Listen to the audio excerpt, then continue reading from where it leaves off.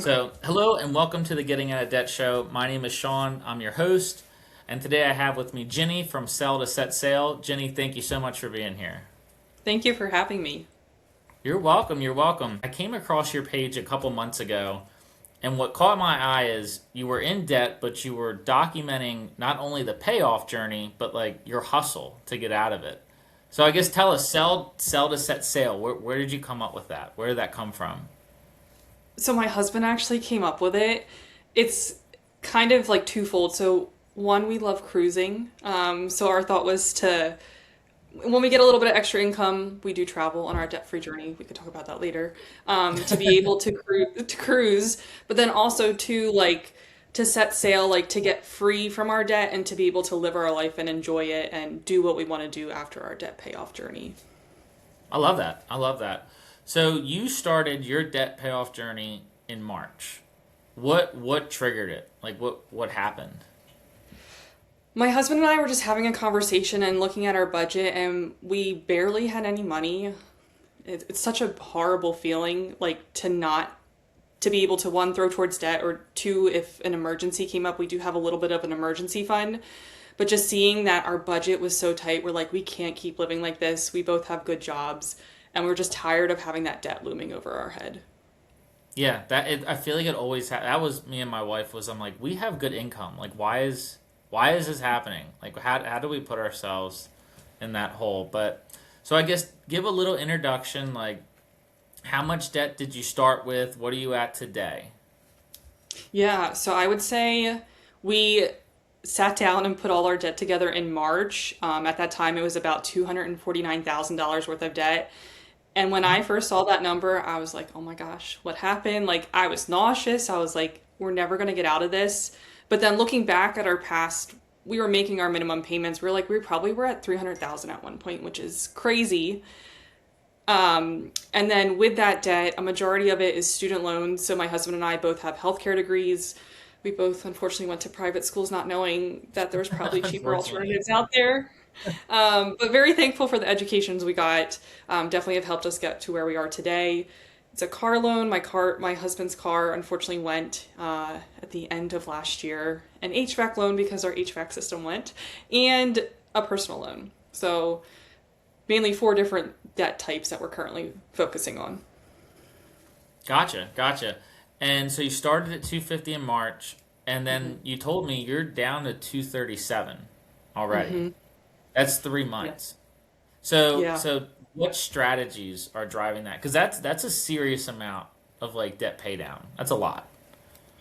Yeah, so right now, I know there's like the snowball method and the avalanche method. We're doing our own method right now, which Love that. it's working for us. I don't know if I would recommend it, but our personal loan right now, we had refinanced it to where we got a much lower interest rate. It was originally at like 13%. It's now down to, I Ugh, think, like much 5.4. better. Much But with better. that, our monthly payment is like $1,200 a month. It's a lot. So our thought Yeah. is, I know it's a lot. Our thought is to tackle that one just because it's our biggest monthly payment. And then once that one's gone, we're gonna like go full steam ahead with the avalanche method. Yeah. No, I when I actually put debt payoff plans together for people, I look at optimizing cash flow. So it's like, okay, it doesn't really matter like what the interest rates are. I mean, we get them all low by refinancing, but like, what can we pay off to unlock huge amounts of money? And I Hmm. think that's the best strategy because the more money you unlock, I think the faster the process goes, and I think it's just easier psychologically, and your life gets better like a lot Yeah. quicker Yeah. doing it that way. So tell me about the reselling. Did this just get started from debt payoff, or was it something you've always done? So we actually started with Amazon. So I had a friend that I had met online when I was doing like points and miles, and she was telling me, "Oh, it's so great." It's not great. A lot of people say Amazon, selling on Amazon is wonderful, but like your margins are so low and there's so much competition. So then in January of 2025, I was like, we're going to make the switch. We're just going to do Amazon like Q4, like around Christmas time, because that's where it's the most profitable. That makes sense. And then just really focus on reselling. Like, I'm the type of person I've always been where like I want a good deal and I love finding a good deal. So kind of just snowballed from that. And then looking back, like at the end of December, back to last year, I was like, we have so much potential with this. So in January of this year, I went like, what's the phrase I want to use? Like pedal Ballistic. to the metal. Yeah, I was pedal to like, the metal. we're gonna like, because I was seeing how many people like make full-time incomes from this, which is insane. I do. Um, Yeah.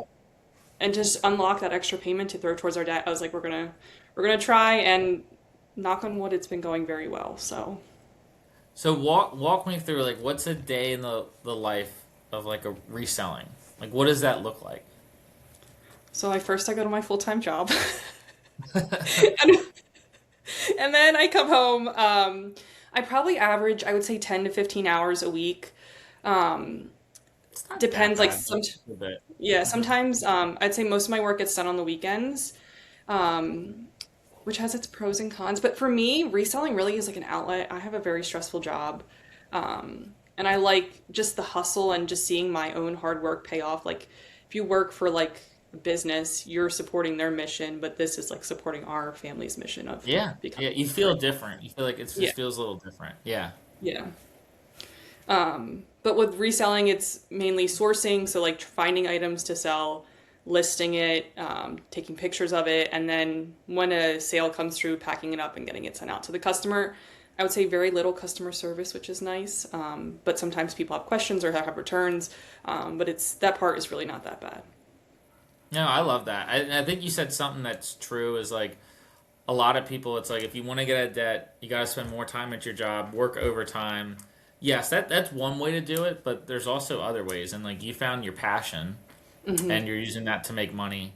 Now, without reselling, would you be able to have extra money to throw at debt or no? Probably not, to be So honest, there you no. go. Yeah. Yeah, yeah. It's been huge. I think I just added it up for a video or so a week or so ago, and it's like we've thrown since it was either March or the beginning of the year like $4,400 from our reselling earnings to debt, which if I were to pick up shifts, that would be a lot of shifts. So much rather do reselling and be at home and be able to work on the go if I'm like getting my oil change or my husband has something going on. So it's much more flexible. So what's your sweet spot in selling? Is it clothes? Is it like what do you have an eye for? I would say clothes probably. I'm trying to get into hard goods, so like I'm trying to think of something like a couple weeks ago at the Goodwill I found like the Philips fancy alarm clock. I don't know, I just use my iPhone to wake up every morning. But mainly clothes, and I would say probably more men's clothes. I don't know why. It's just what I have a knack for, like picking out what people are looking for in that like area of reselling. And when you buy something, how much are you looking to make? Obviously, as much as possible, but like, what's the line between like it's worth it, not worth it for you? If it's from the Goodwill bin, so if anyone's not familiar, a lot of people in the reselling world call it the bins, but it's like the Goodwill outlets. And it gets its name Hmm. because it's got like these big blue bins and you pay by the pound. So there, I only pay $1.99 a pound plus tax. So I'm okay That's selling not bad. something for like Wow. $15 if it's really light. But this is something I keep going back and forth on, like with my business at like what point I would love to make at least $10 down the line. I definitely want to redo our reselling business, but in our current moment, if it's quick to pick up, quick to photograph, and I know I can flip it quickly, I'll do it for like $10. And a lot of I people in mean, the that's a reselling, lot of fun. So I mean, if you're making $1,000 a month, like you're flipping a lot of items, right? Like over 100 a month. yeah, and that's some people say it's not worth it, but in our current life and like our goals, my goal is to flip as much as I can. I've been trying to be better about picking up items that I know are going to sell quicker. It's in the reselling world, it's called sell through rate, so like the higher the better. Down the Hmm. line, I would love to get to like larger profit flips, but in our current moment and where I can actively source, it's just not really possible. That's so cool. I mean, that's like it's like some people get stuck up like making like a couple $100 a month. That's not worth it. But like you're making $1,000, and so what's your like? How do you decide every month how much you can throw at your debt on top of the minimum payments? How like what's your strategy with that? So I would say on average, we've been profiting probably before putting money aside for taxes, it's like 1,500. So I try to save some money for like pay for software, random expenses that come up like shipping supplies. And then I put money aside for taxes. And then I like to save like about $500 to purchase more inventory. So depending on whatever's left over, I would say Mhm. it's anywhere, if it's a really good month, like $1,000, but on average, I would say at least $500 every month. Is what you're throwing on top of your minimum payments. Mm-hmm. That's Yeah. awesome. That's awesome. Yeah. Now, one thing I want to go back to is you said in March you and your husband sat down and you looked at everything. So like was there anything when you looked at your debts that like Mm-hmm. stood out that you're like, "Ooh, I really don't like that." Or like for instance, like when me and my wife sat down, the one thing that stuck out to me was I'm like, these loans on the student loans are amortized over 15 years. We're making $600 payments. $250 is going to principal. I'm like, that really, I don't like that. Was there anything when you kind of sat down and looked at anything that like stuck out to you where you're like it finally, like when you sat down and looked at it, you finally noticed it? I think it was just our minimum payment. I don't know it off the top of my head. I can look it up real quick. I feel like it's like $3,400 a month of minimum payments, and I'm like, this is too freaking much. Like, if that's, I don't know where you like, that's not really a curse word, but I can change that if you want. No, that was fine. There's no um, kids, like no 12-year okay. olds listening. I hope not. If they did, that'd be No. weird. But No, it's just like our monthly minimum payments. I'm like, this is nuts. Like, we were at a point where I'm like, where I just felt like, even though I knew this wasn't true, like I felt like we weren't going to be able to make a dent just because so much of our money was just stuck with our minimum payments to not have really any left over to make that dent or start making that dent. That's what hmm was eye-opening hmm for us. right, right. And you started at 300, so I mean the minimum payments were doing something, but still, like you Yeah. said, they were taking up the most of your life. So how did you calculate out like how many years do you think you have left of this journey to go on, and how did you calculate that? So I input all of our debts and like the current payments and interest rates in a calculator. And if we, on average, say throw an extra 1,000 a month right now, it's looking about five and a Mhm. half years. But I'm really hoping we could get that below 5 years. And I think we'll start to see progress after we knock out the personal loan. Just that's the one that we're currently tackling. That's not long at all. 5 years to like completely change your life is awesome. And like Yeah. what gets me excited, like for instance, me and my wife, we paid off close to 120,000 in 3 years. What got me excited when we paid that off is I'm like, oh my gosh, now I know we're capable of investing that much, Hmm. like over the next couple years. So what's like do you have like a milestone for your like getting under 200 or knocking out the personal loan? Like what milestone are you looking towards? Probably more so knocking out that personal loan, just because once we knock that out, we're gonna have 13, gosh forbid nothing else pops up, $1,300 extra close to a month that like our plan is next to attack the HVAC loan, and I feel like after that it'll just be like smooth sailing. Like right now, we are making progress, but it doesn't feel like we're making progress, and I think that's what I'm most excited for is to get that personal loan out and then just start attacking all of those loans. Now that's like I call it phase two. Like for me, when I was Mhm. going through debt payoff, I'm like, okay, do all this work, and the number goes from 72.6 to 71.8, and you're like, what is the point of this? But it starts compounding. I found that Mhm. like to a point where it's like, oh my gosh, like I think we may actually get like we're actually going to do this. Yeah, yeah. So, what would you tell to people? Because like most people that would be in a similar situation, like, and I know a lot of them, they're just like hopeless. Like they make the minimum payments. Like, what would your advice be to those people? I think you're capable more than you think of. Does that make sense? It does. Yes, Okay. you're capable of Um, more than you think. think. Yeah, you're capable more than you think. Um, in the moment, like, not gonna lie, we had our freak out moment where like we're never gonna get out of debt. But it's like the whatever the blank stages of grief, and then by the end, I'm like, we can do this. Like other people have done it. hmm Um, some other people may not have been in as much debt as we are, but just seeing other people do it, and really just believing in yourself, and then also just gaining inspiration from other people on similar journeys. Um, it is possible. You just have to believe in yourself. For me, debt payoff is a very lonely process. How is it for you? It's pretty lonely. I would say surprisingly, so I was initially started my page as just reselling. And then I was like, you know what? We're on this debt journey. It felt lonely to us, just because I feel like a lot of people are afraid to talk about their finances. So I was like, I'm going to post about it on my channel, slowly integrate it. Um, and I got a lot of support, and I will say it's really encouraging posting that. You have people cheering you on, you have people who are in a similar boat. You will unfortunately get some people who are like, oh, you're silly, or oh, that's dumb. But looking at the bigger picture, more people are there supporting you and cheering you on, and I'm able to do the same for other people. So that's what's really, I think, helped us stay consistent and really make progress. Now, that's really brave too to like just put yourself out there. But I feel like in our world of debt payoff, like there's a lot of people out there in the same shoes. So like it's very easy to think to find a community and to inspire others. That's something I wish I did when I was going through it. My problem with my page now is it's like I already did it. It's like no one got to see the journey. I've got to ask you this too. So you said 5 years.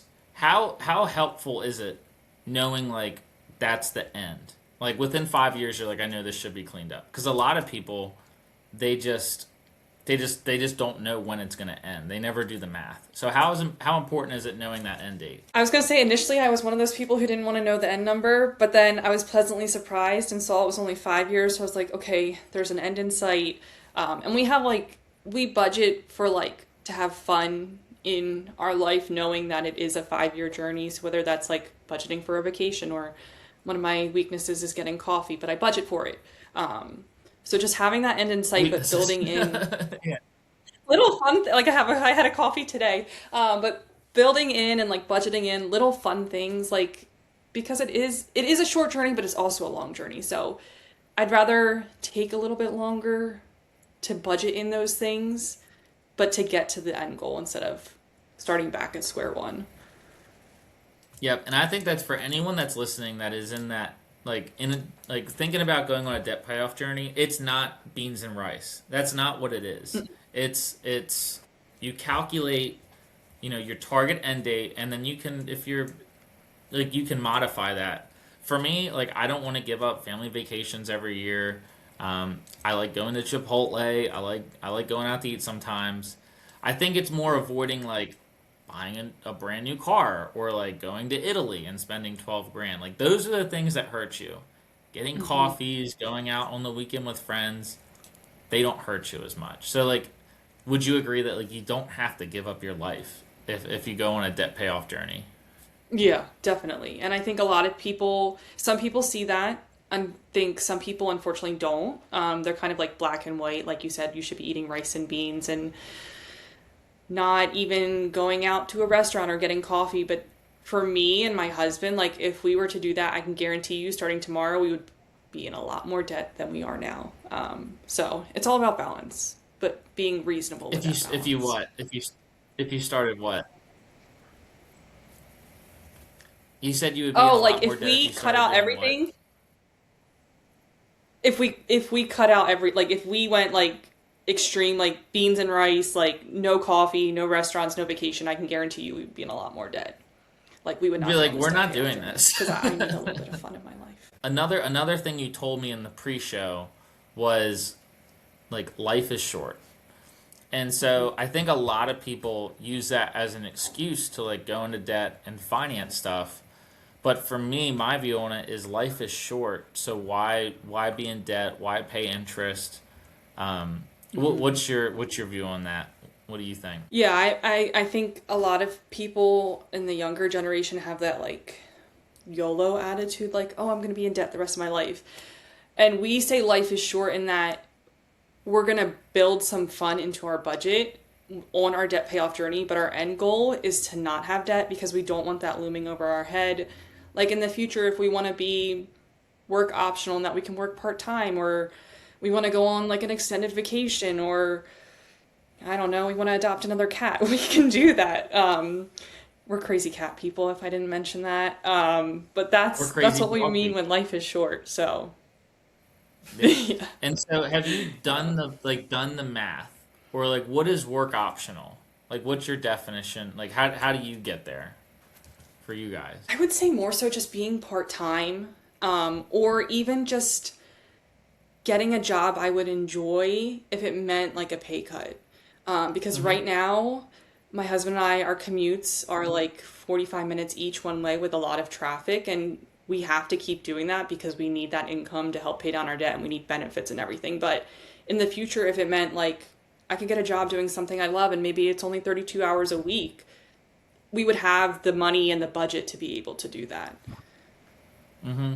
That's what I tell people too, is like work optional to me means you don't have to work the job you're going to make the absolute most money from because you have a ton of payments. It means, hey, I can afford to work a 60 or 50 grand a year job because like I don't need the money. I've got investments. I don't have a lot of payments. Um, so I love that. So Hmm. one of the final, I got some final questions here for you is once you're out of debt, would you ever finance a car again? Probably not. No. I think our plan is once we paid off our cars, and then like I mentioned, my husband's car went and we were in a pickle where he needed a car.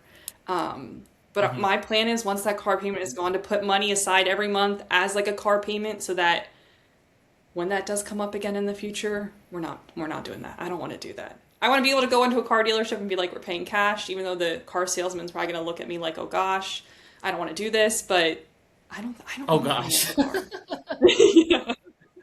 Now, if you're thrifty, I gotta imagine at a car dealership, you're probably like a very hard negotiator. Are you? Yes and no. I No. don't know. Not, I did not do it with my husband's car, but it's because like we needed a car and it was like a really bad time.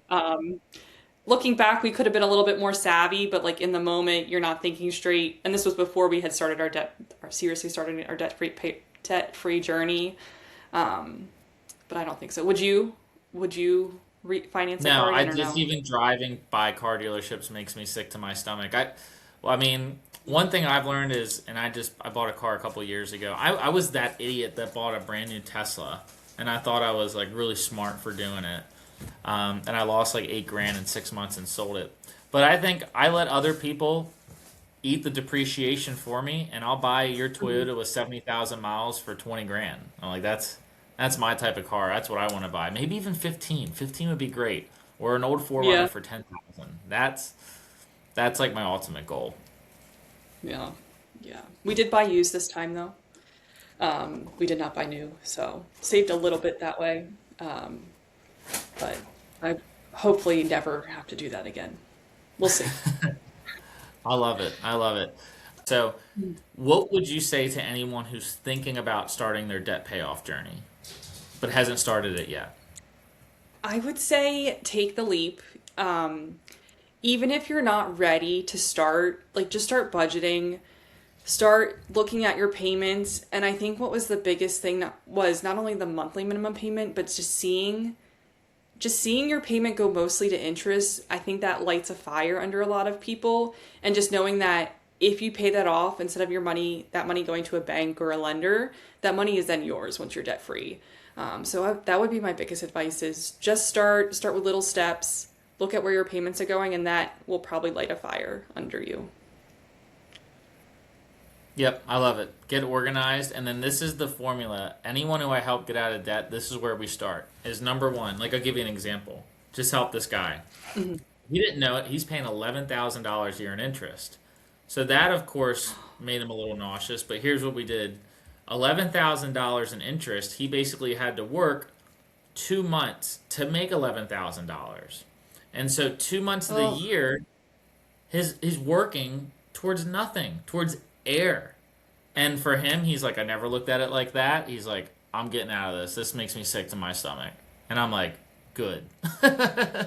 no, that's a But good way no, I to. agree. Get organized and Yeah, I agree. I've had that same thought, and I'm like, I'm not doing this anymore. So, and I always tell people it's like a debt payoff journey is hard, but it's supposed to be hard because when you get done with it, it'll like you're not going to want to go back into debt. You look at money differently. You make decisions differently.